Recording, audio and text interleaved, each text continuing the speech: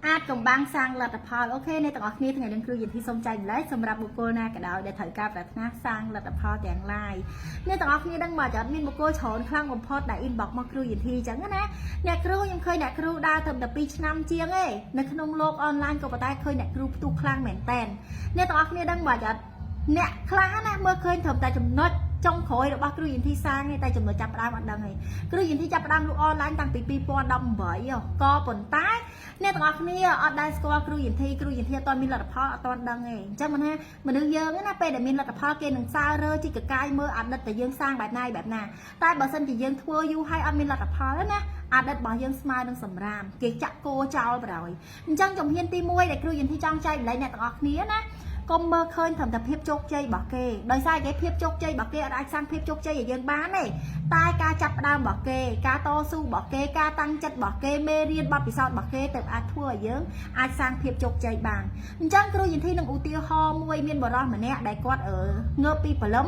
ទៅវាយថ្មរាល់ថ្ងៃដើម្បីយកលុយមកចិញ្ចឹមជីវិតអញ្ចឹងណាអញ្ចឹងគាត់វាយបានរហូតដល់100ញញួរដល់ញញួរទី101ចាប់ផ្ដើមមានអ្នកដំណើរមកដើរនៅកន្លែងហ្នឹងអញ្ចឹងណាពេលហ្នឹងអ្នកដំណើរគាត់ដាក់ភ្នែកប៉បឃើញបរិសម្នាក់ហ្នឹងវាយ100ញញួរទី101អាលេះខ្វល់ជាមួយនឹងដុំថ្មណាគាត់ដើរទៅពុបគាត់តែដៃអូយបងឯងអស់ចាបងឯងបកកែខ្លាំងមែនតើបងឯងជោគជ័យបងឯងរឹងមាំខ្លាំងណាខ្ញុំឃើញបងឯងគាត់ថាវាយដុំថ្មហើយខ្ញុំមានក្តីសុខខ្លាំងមែនតើតែអ្នកទាំងអស់គ្នាដឹងមកអត់បុរសម្នាក់ហ្នឹងនិយាយថាតាមពិតណាដុំថ្មនេះគាត់វាយដុំទី101ញញួរទី101អញ្ចឹងអ្នកដំណើរទៅសើតែញញួរទី101ទេតែញញួរទី100ទៀត100ខាងក្រោយទៀតគឺគាត់អត់បានទៅសើទេអញ្ចឹងមនុស្សយើងមើលឃើញតែភាពជោគជ័យញញួរចុងក្រោយនឹងឯងអញ្ចឹងមិនថ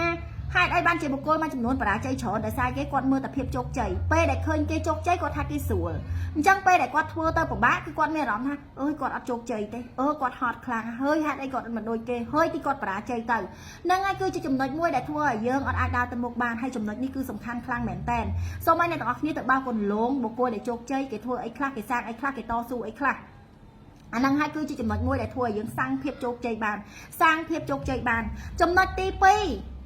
គ្រឿងផ្សំនៃភាពជោគជ័យមានអីអ្នកត្រូវទៅធ្វើហ្នឹងអញ្ចឹងគ្រឿងផ្សំនៃភាពជោគជ័យមានការតស៊ូតាំងចិត្តព្យាយាមមោះមុតមានគោលដៅច្បាស់លាស់អ្វីដែលសំខាន់ចេញអនុវត្តពេញទំហឹងជាពិសេសអ្នកទាំងអស់គ្នាបុគ្គលដែលជោគជ័យទាំងអស់គឺស្គាល់គ្រប់រសជាតិបដ ாய் បើសិនជាអ្នកទាំងអស់គ្នាចង់ស្គាល់តែរសជាតិសប្បាយណាអ្នកអាចជោគជ័យបានទេដោយសារបុគ្គលដែលជោគជ័យឆ្លងកាត់រាប់ជុះភ្លៀងឧទាហរណ៍ថាពេញមួយឆ្នាំយើងឆ្លងកាត់អីខ្លះរដូវក្តៅរដូវស្លឹកឈើជ្រុះរដូវភ្លៀងរដូវរងាមែនអត់មានមកសពគ្រប់ទាំងអស់បដ ாய் អញ្ចឹងបានគេហៅថាមួយខួបមួយឆ្នាំអញ្ចឹងមកអ្នកទាំងអស់គ្នាស្រឡាញ់តែខ្ញុំស្រឡាញ់តែរដូវស្លឹកឈើជ្រុះទេស្រឡាញ់តែរដូវរងាវាស្អាតអ្នកទាំងអស់គ្នាទោះបីអ្នកស្រឡាញ់ក៏អ្នកត្រូវឆ្លងកាត់ពេញមួយឆ្នាំដែរដោយសារគេគ្រប់មួយឆ្នាំគឺជាការដើរគ្រប់រដូវនឹងឯងដូចគ្នា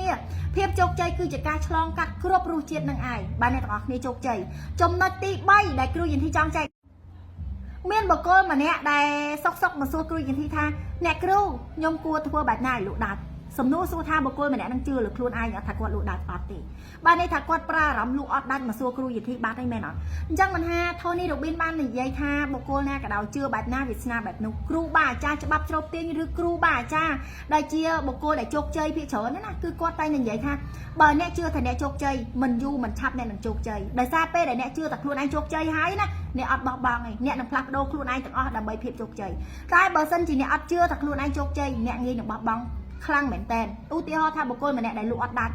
់ពេលដែលគាត់ជឿថាខ្លួនគាត់លក់អត់ដាច់បែបហ្នឹងណាគាត់រងនឹងបោះបង់ងាយហើយសំឡេងឆ្វេងសំឡេងស្ដាំគេហៅថាបុគ្គលម្នាក់ដែលជាសណាសំឡេងឆ្វេងសំឡេងស្ដាំតែងតែមកគ្របសង្កត់ដួងវិញ្ញាណដួងចិត្តរបស់យើងហើយអញ្ចឹងធ្វើឲ្យយើងបោះបង់ងាយខ្លាំងបំផុតបុគ្គលទី2មកសួរថ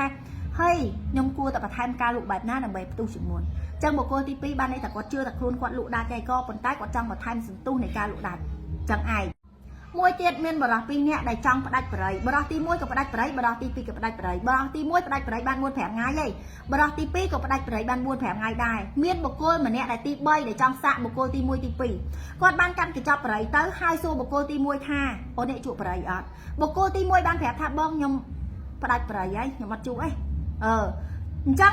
មើលស្ដាប់មើលមករៀងតំណងណាអញ្ចឹងទៅជួបបរិសទី2ប្រាប់ថាខ្ញុំអត់ចេះជួបបរិយទេអ chắc sầm nua xua tha bờ rò ti môi đừng bờ rò ti pí ta bộ cô ná đại chưa thật luôn anh đặt bưởi bàn chưa thật luôn anh ọt trụ bưởi bờ rò ti pí vậy nào bờ rò ti môi anh đừng khai nam môi đại quạt xét khang quạt bạ khang quạt anh đừng hot vô bưởi vô mà trụ mình vô lẽ đời sai cái quạt chưa thật quạt chỉ nè che trụ bưởi